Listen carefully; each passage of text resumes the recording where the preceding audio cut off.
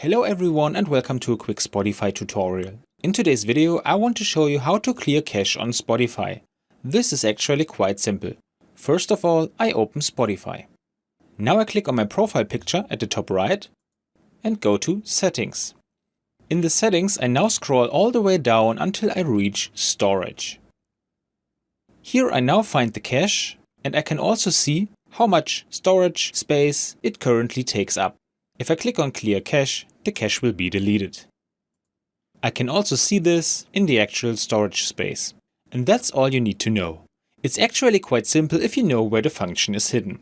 I hope you enjoyed the video and I will see you again in the next tutorial. Until then, your tutorial guy. Bye.